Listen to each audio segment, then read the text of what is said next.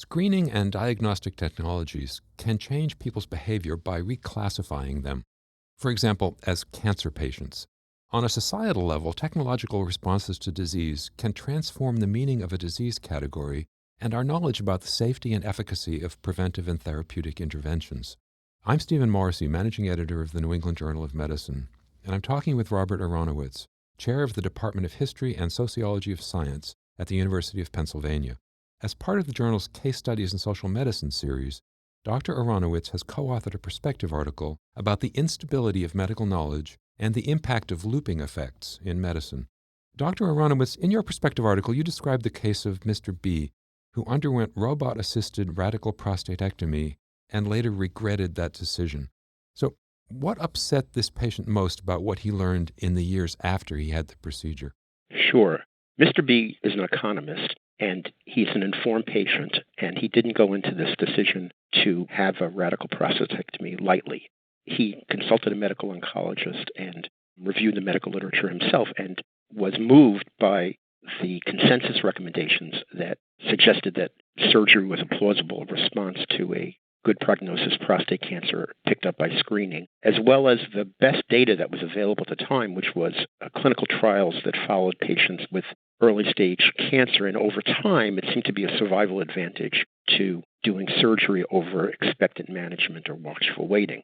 What his regrets were was that a few years after his surgery, from which he suffered some side effects that are unfortunately predictable and typical of radical prostatectomies, incontinence in the short run and impotence in the long run. Anyway, these studies came out that were randomized trials, first of screening per se, which were done decades after screening became popular and diffused throughout American society. And the two randomized controlled trials that were published in the New England Journal, at the time, one showed no mortality benefit to screening, and the other was equivocal, showing some benefit in some subsets of the population and at great cost in terms of physical cost and emotional and financial. And then a few years after that, there was a study of a more randomized trial of watchful waiting versus surgery and didn't show a clear benefit. So he was regretful over having exposed himself to surgery when new evidence seemed to upend what was there before.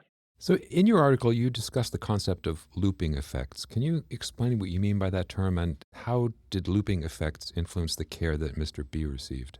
I borrowed the term looping effects from a philosopher, Ian Hacking, and he has a more cosmic and general sense of the term, having to do with the fact that the human sciences, which study people, which subsumes a lot of clinical medicine, often assumes that the objects of study are, and especially the classifications applied to people, are objective, they're definite, and they have properties that are independent of the observer and the act of studying, when they don't.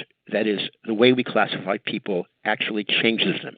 The objects of clinical study are moving targets, and this sets us up for what he calls looping effects, which is a kind of feedback loop where how we classify people changes the way people behave and then changes our classifications and then changes the way people behave. Now, in prostate cancer, Mr. B's problem, what happened in the decades following the introduction of PSA screening is, to my mind, a classic example of a looping effect. In the absence of any, like I said, evidence that screening was beneficial, it diffused widely, and as a result of screening, many more people were diagnosed with prostate cancer. When people looked around and clinicians and epidemiologists measured, they perceived that prostate cancer, the screening and the treatment seem to be effective because the survival seems to be improving and the clinical picture of the disease seems to have changed. Clinicians from the pre-PSA era mostly met patients who had metastatic disease that no treatment was going to cure. And now you've had a disease that seemed to be curable, and many people seem to be surviving prostate cancer. In fact, current 5-year survival rates of prostate cancer are in the high 90s. And the looping effect part of this is that I postulate that what largely happened, I mean, there may be some effectiveness to prostate cancer screening and treatments, don't get me wrong, but you can explain a lot of this phenomena without much in the way of real scientific efficacy. That is, people see the case fatality, the survival improving, therefore many more people participate in screening. That further increases the apparent improved case fatality and survival rates, leading to more people participating in screening. And Mr. B and his doctors were, in a sense, caught in this web, this feedback cycle, and did not know they were participating in it. At least Mr. B didn't at first. And he came to regret the fact that the larger context in which people sort of gave PSA screening a pass in the absence of evidence from a randomized controlled trial was very problematic. So outside of prostate cancer, can you give some other examples of how changes in the definition or the name of disease has shaped its epidemiology and the clinical profile? Yes, there are many examples from the history of cancer. Long before there was high-tech screening, the American Society for the Control of Cancer, which is the progenitor organization of the American Cancer Society, had a campaign that started in the early teens that lasted through my adolescence in the 1970s and 60s that I call the Do Not Delay campaign. Basically, women, it was a largely gender-based campaign, were implored to seek medical care, to examine their bodies for cancer danger signs, things like bleeding that doesn't stop and a sore that doesn't heal, a lump on the breast. And if they saw one of these signs, they should rush to their doctor, and they were often then, in the case of breast lumps especially, encouraged to have radical mastectomies.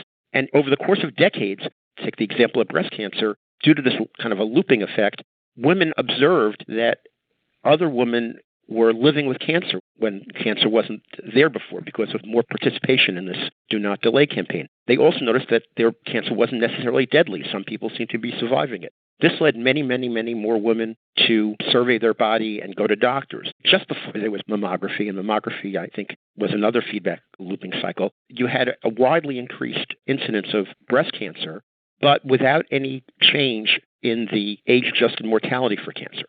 So it was a looping effect. That is, people perceived change. They didn't realize that their own actions of participating in the screening campaign were changing the very apparent epidemiology and fundamentals of the disease that suggested that things were working. And it's kind of like an economic boom cycle, and they often come to a bust at some point. In the case of this Do Not Delay campaign, there were a lot of skeptics in the pathologists and oncologists and clinicians in the 60s and 70s that pointed out that the age-adjusted mortality from breast cancer had not budged. Something was odd here. You had this wildly increased prevalence of disease and sensitive disease without really impacting the mortality. So as a possible remedy to that sort of looping effect, you say in your article that some clinicians and researchers have proposed renaming cancers and precancers that are unlikely to cause harm, taking the word cancer away. So what's been the response to that proposal, and how would it work? Okay, well, I offered it, but I also said in the article that so far there's been limited uptake of this idea. But I think, frankly, from a historical perspective and a health policy perspective, the very idea that a group of well-respected clinicians are pushing the idea of renaming a disease, which implicitly and explicitly acknowledges the fact that how we name and classify things matters. And in the case of cancer naming, the word cancer evokes fear. And many people, including Dr. B's doctor, looking back at the old data, think a cancer is a cancer is a cancer, and sort of equate it and don't understand how not all cancers are destined to kill you, and the word cancer might not be appropriate in this circumstance. So I think how it might work, literally, I think some of the terms we've used in medicine to deal with this and a series of other related problems, things like the terms overdiagnosis, overtreatment, the concept of choosing wisely, but also the very fact that a group of physicians are thinking about renaming things is an acknowledgement that we need to take some responsibility for the fear that the medical system produces, which fear can be sometimes a good thing. We should be afraid of lions and other things, but sometimes our fears are exaggerated or they're pumped up by our own medical practices and leads to weighing decisions under uncertainty, which most clinical decisions are made under, that we later come to regret, like Mr. B.